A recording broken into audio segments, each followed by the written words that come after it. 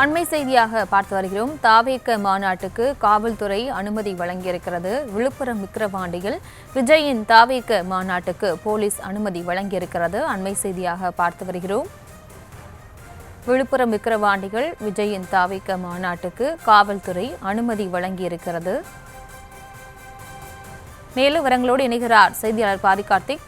பாரிகார்த்திக், வணக்கம். மேலும் விவரங்களை வழங்கலாம். வணக்கம். நடிகர் விஜய் ஆரம்பித்திருக்கக்கூடிய தமிழக வெற்றி கழகத்தினுடைய மாநாடு, முதல் மாநாடு விழுப்புரம் மாவட்டம் விக்கிரவாண்டியில் நடைபெறும் என்று ஏற்கனவே அது தொடர்பாக காவல்துறையிடம் அனுமதி கேட்டிருந்தார்கள். வருகின்ற 21ஆம் தேதி நடைபெறும் இந்த மாநாட்டிற்கு காவல்துறையின் சார்பிலும் அனுமதி கேட்டிருந்தார்கள்.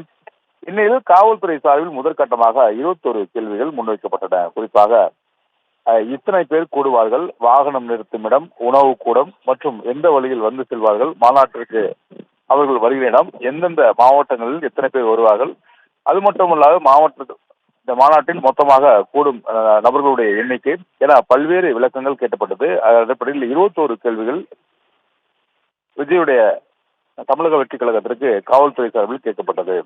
இன்னையில்தான் மீண்டும் விளக்கமாக கொடுக்கப்பட்டது. 21 கேள்விகளுக்கும் அந்த விளக்கமாக கட்சியின் சார்பில் கொடுத்திருக்கிறார்கள். அதன் அடிப்படையில் தற்போது விசாரித்த காவல்துறை விஜய் மாநாட்டிற்கு அனுமதி கொடுத்திருக்கிறார்கள். குறிப்பாக அவர்கள் கேட்ட 21 கேள்விகள், அதாவது மொத்தமாக எத்தனை பேர் கூடுவார்கள், அவர்களுக்கு பாதுகாப்பு வசதி, அதே போல காவல்துறை சார்பில் எத்தனை பாதுகாப்பு போட வேண்டும், இவர்கள் தனியார், அதாவது விஜய் ஒவ்வொரு நிகழ்ச்சி நடத்தும் பொழுது தனியாருடைய பாதுகாவலர்களை வைத்திருப்பார்கள். அதன் அடிப்படையிலே அந்த விஜய் போடப்படுகிற அந்த தனியார் பாதுகாவலர்கள் எத்தனை பேர் உள்ளிட்ட பல கேள்விகளை காவல்துறை சார்பில் முன்வைக்கப்பட்டது.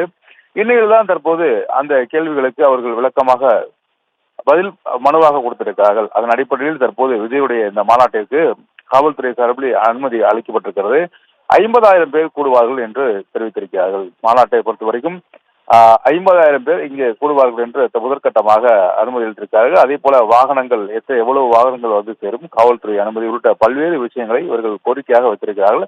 அதே போல தமிழ்நாடு அரசு காவல்துறைக்கு இவர்கள், அதாவது இந்த மாநாடு நடத்துவதற்கான அந்த அனுமதியை கேட்டு விண்ணப்பித்த நிலையில் மீண்டும் அந்த விண்ணப்பமானது நிராகரிக்கப்பட்டு 21 கேள்விகள் அடங்கிய அந்த கேள்விகளுக்கும் பதில் அளிக்கப்பட்டு தற்போது இந்த மாநாட்டிற்கு காவல்துறை சார்பில் அனுமதி அளிக்கப்பட்டிருக்கிறது.